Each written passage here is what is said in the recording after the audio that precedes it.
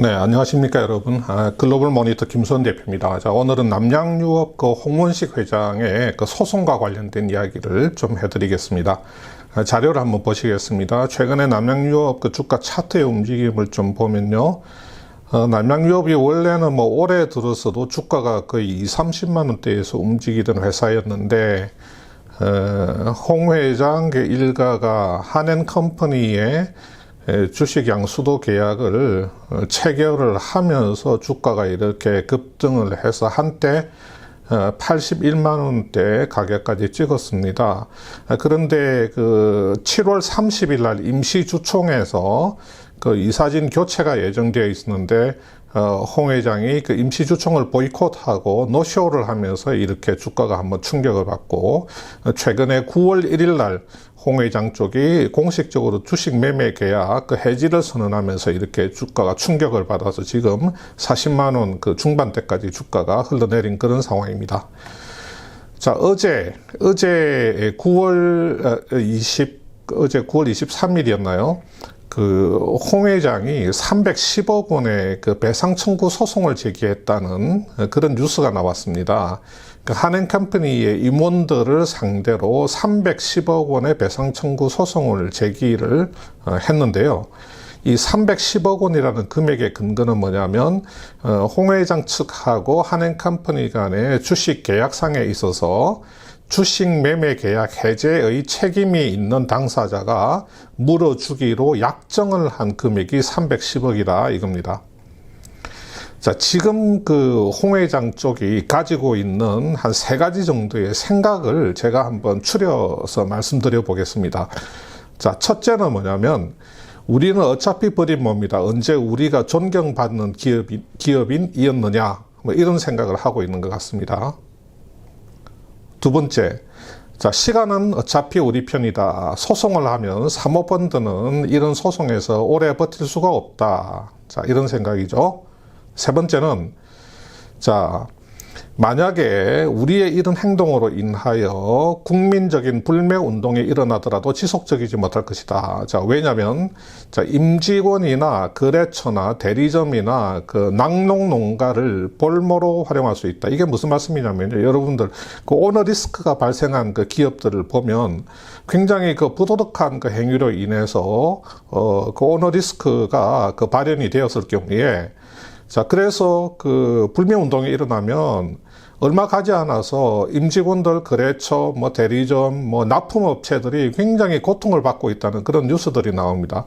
또 심지어는 그렇게 고통을 받다가 극단적인 선택을 하게 되는 아주 비극적인 사례들이 뉴스로 보도됩니다. 그러면 사람들 마음이 약해지죠. 그래서 불매운동이 오래 가지 못합니다. 오너는 밉지만 그래도 회사 직원들, 거래처, 납품업체들 불쌍하지 않느냐 하는 그런 이제 동정심이 일어서 불매운동이 그렇게 거세게 지속되지 못한다는 거죠. 홍 회장이 그걸 모를 리가 있겠습니까? 지금 어차피 대리점 갑질 사건 여러 번의 사건을 다 겪으면서 경험해 봤기 때문에 이런 불매운동이 들어가도 이런 임직원이나 거래처, 대리점 어려운 낙농농가를 볼모로 활용할 수 있다. 그런 생각을 하고 있을 가능성이 있다고 저는 판단하고 있습니다.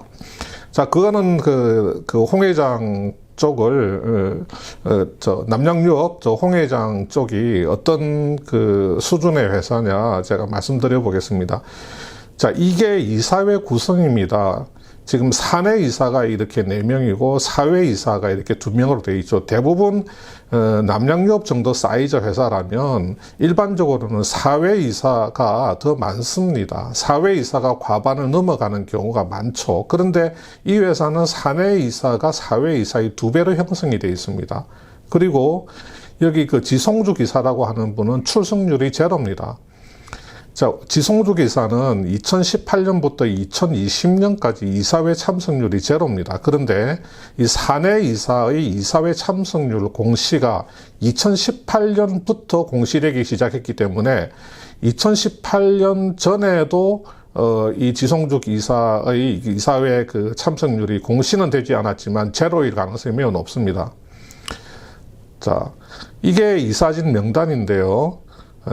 지송주 기사 같은 경우는 회사가 그 사업 보고서에 제시를 한 지성조 이사의 선임 배경이 없습니다. 나머지 뭐 사람들은 뭐 전문적인 지식, 뭐 경험, 뭐 이런 거 쭉 이렇게 언급을 해놨는데 지성조 이사의 선임 배경은 전혀 없으면서 무려 10회나 연임을 했습니다. 그러니까 거의 한 30년 가까이 이 남양유업에 이사를 했다는 것이고 비상근입니다. 보니까 홍원식 회장의 모친이죠. 홍원식 회장이 나이가 지금 그 70이 넘었으니까 지성조 그 이사라는 분은 90이 넘으신 분입니다. 이 90이 넘으신 분인데 지금 30년 정도 그 비상근 이사를 하시는 분이 이사회에는 전혀 참석을 하지 않으면서 사내 이사로 이렇게 이름을 올리고 있습니다. 이런 기업 흔하지 않습니다. 굉장히 드문 기업입니다. 우리가 흔히 말하는 ESG 빵점인 기업이죠. 어떻게 기업 이사회가 기업의 최고 의사결정기구가 이렇게 작동을 할 수가 있겠습니까? 이런 기업은 없습니다.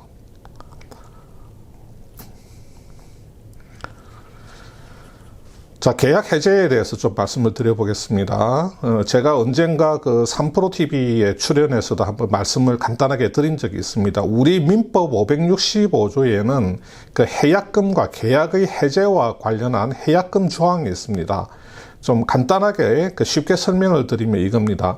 예를 들어서 한엔컴퍼니 매수자가 홍 회장 매도자에게 그 계약금으로 310억 원을 줬다고 가정을 해 보겠습니다. 자, 이 계약을 해제를 하려고 하면 한엔컴퍼니가 해제를 하려면 이 310억 원 계약금을 그냥 포기해 버리면 됩니다. 그러면 계약을 해제할 수 있습니다.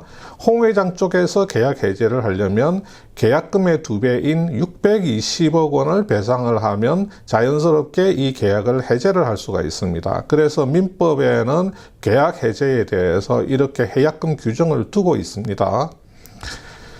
자, 올해 7월 30일 날 임시주총회 예정된 날에 홍 회장 쪽이 노쇼를 했습니다. 그 당시에 한엔컴퍼니 측에서 뭐라고 이야기했냐면 홍 회장 쪽은 계약 해제권이 없다. 자, 그쪽에서 일방적으로 계약 해제를 할 수 없는 조건이 계약에 포함되어 있다. 이렇게 이야기를 했습니다.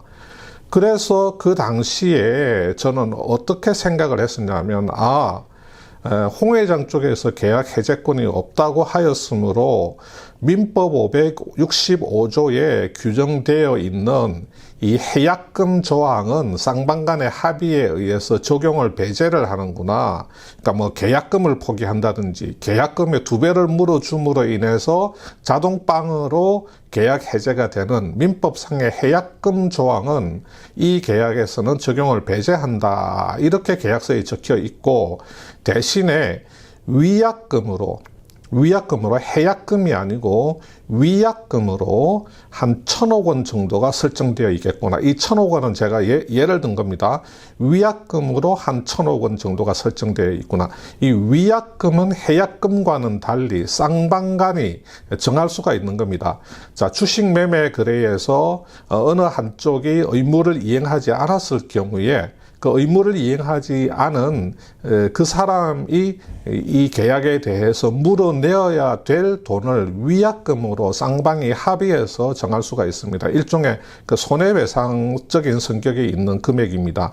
이 위약금으로 한 1,000억 원 정도를 설정해 놓으면 이 위약금이 겁이 났으라도 홍 회장 쪽에서 계약 해제를 함부로 할 수 없을 것이니 한엔컴퍼니에서 이렇게 말하는 홍 회장 쪽이 이 계약 해제권이 없다는 게 이렇게 좀 큰 금액의 위약금을 서로 계약서에 설정해 놓은 것이 아닐까라고 생각을 했는데 결과적으로 제 생각은 맞지 않았던 것이고요.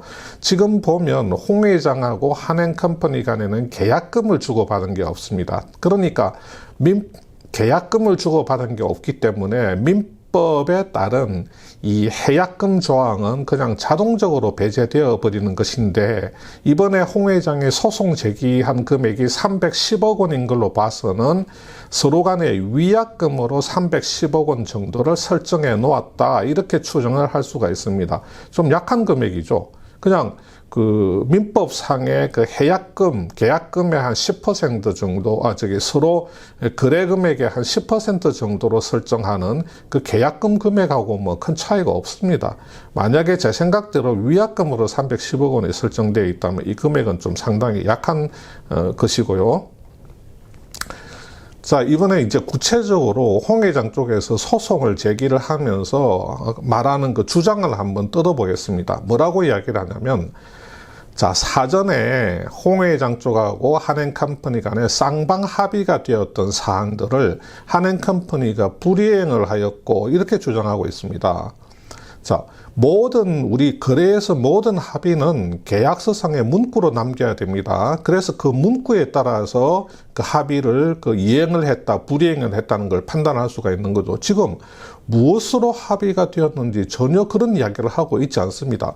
만약에 계약서상의 합의가 된 내용을 한행컴퍼니에서 불이행을 했다 그러면 이건 계약서를 들이대면 될 일입니다. 그런데 제가 볼 때는 그냥 구두상으로 일방적으로 이런 거 해달라고 주장을 해놓고 사전에 쌍방 합의되었던 사항을 불이행한다, 이렇게 주장을 하고 있다는 느낌이 듭니다. 두 번째로는 한행컴퍼니가 부당한 경영 간섭을 하였으며, 자, 이게 어떤 간섭을 말하는 거죠?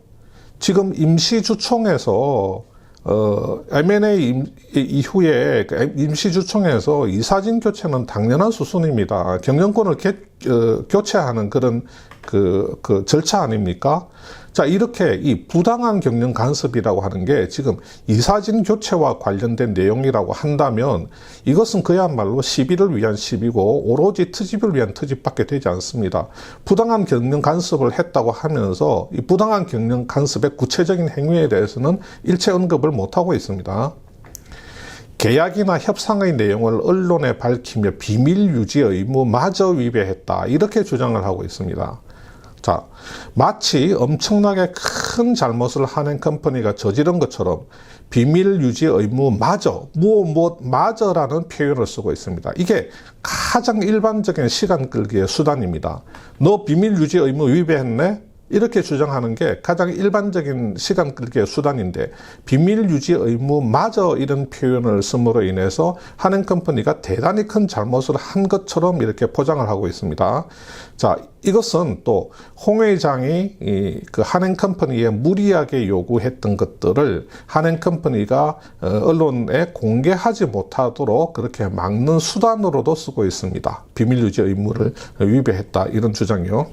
자, 한행컴퍼니가 이미 내놓았던 입장문의 일부를 한번 보겠습니다. 제가 구태여 한행컴퍼니의 그 편을 들고자 하는 게 아니고, 한행컴퍼니는 그동안의 과정에 대해서 나름 그 소상하게 일정한 틀 안에서 밝히고 있습니다.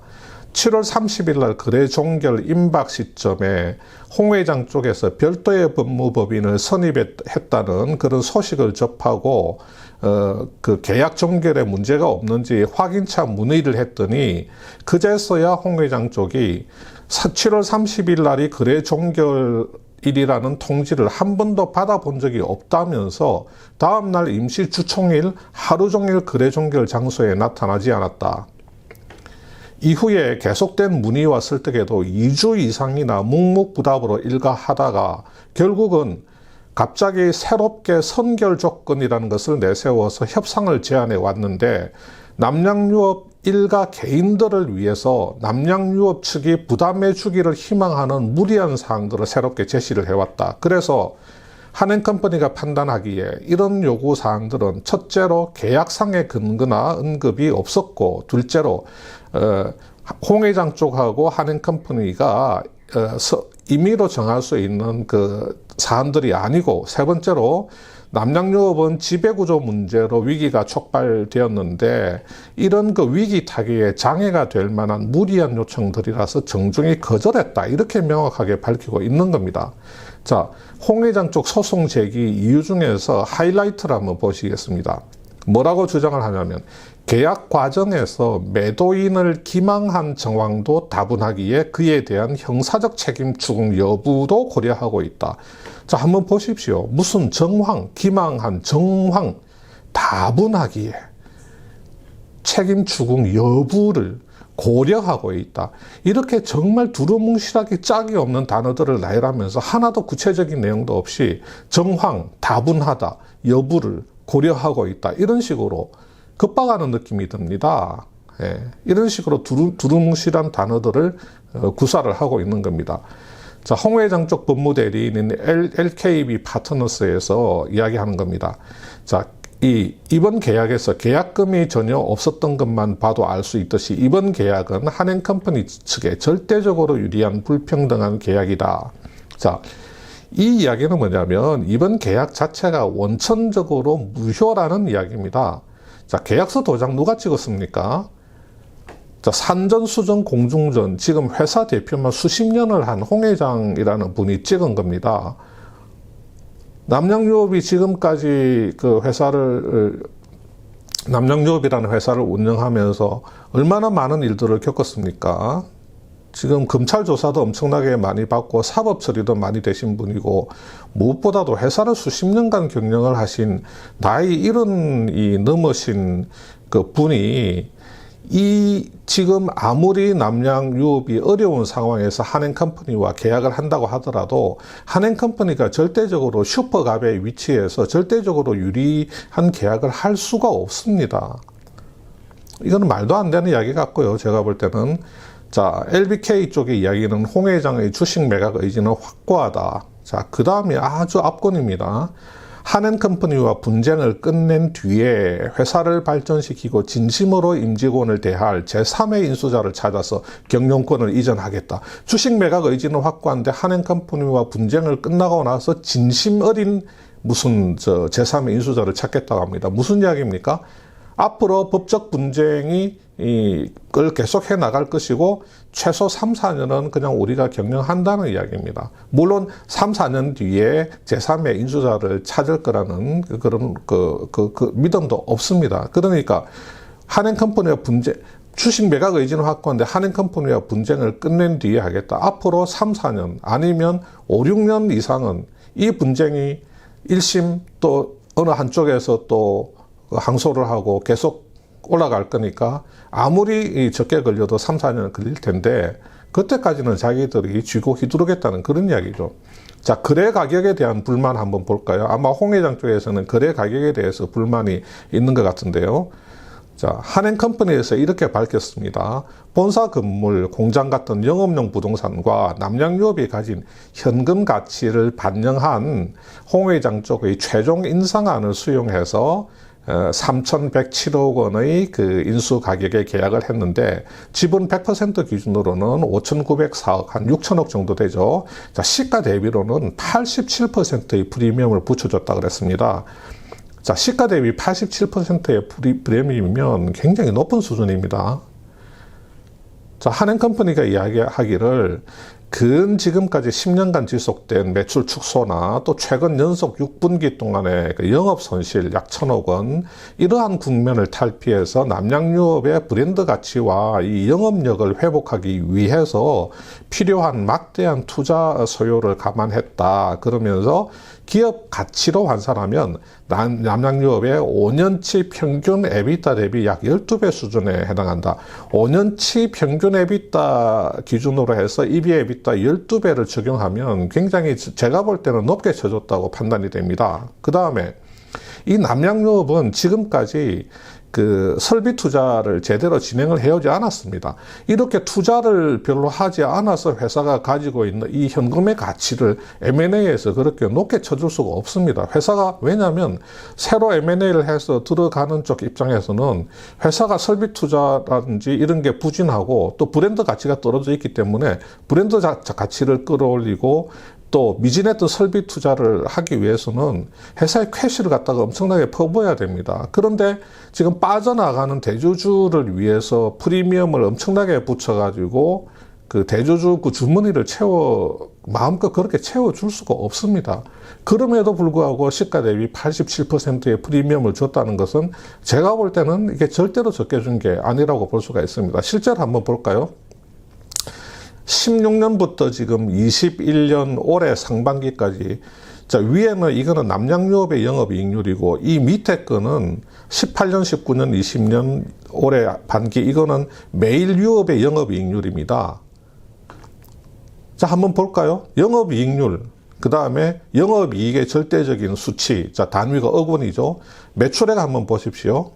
남양유업 숫자하고 매일유업, ROE, ROIC, EBA, EBITDA까지 한번 보십시오. 매일유업이 압도적입니다. 굉장히 압도적으로 남양유업을 누르고 있죠. 매일유업 한번 볼까요? 18년, 19년, 20년 꾸준히 큰 영업현금 흐름을 창출하면서 지금 KPX 투자에 270억, 360억, 516억 이렇게 투자를 해왔습니다. 남양유업 19년, 20년 영업 캐시플로우 순유출 마이너스이면서 겨우 100억, 70억, 400억, 그나마 작년에 400억 정도 지금 KPX 투자 들어간 겁니다. 이렇게 매일유업하고 KPX 투자에서부터 큰 차이가 나고 있는 겁니다. 그러니까 지금 한행컴퍼니가 남양유업이 지금 오너리스크 때문에 엄청나게 저평가되어 있기 때문에 지금 오너리스크 해소를 위해서 M&A를 해도 이런 그 KPX 투자 또 뭐 R&D라든지 여러 가지로 지금 그 캐시가 많이 투입되는 그런 상황이다 하는 게 이렇게 숫자로 극명하게 드러나고 있지 않습니까? 자, 이런 상황에서 홍 회장이 저렇게 그 소송을 제기를 하면서 근거도 불확실하고 논리적으로 말도 안 되는 일방적인 그 310억 원을 배상해라고 소송을 하는 것은 지금 남양유업의 경영권을 놓지 않겠다는 그런 의지를 피력한 것에 다름이 아닌 겁니다. 지금 이미 뭐 여론은 굉장히 악화될 대로 악화되었고 어떻게 진행될지는 모르겠지만 남양유업 주가에 미치는 영향도 굉장히 크고요. 그래서 참 답답하기 짝이 없는 그런 행위들을 홍 회장 쪽에서 하고 있는데 참 막막합니다. 제가 뭐라고 말씀드릴 수 없을 정도로 막막합니다. 자, 오늘은 남양유업에 대해서 좀 말씀을 드렸습니다. 감사합니다.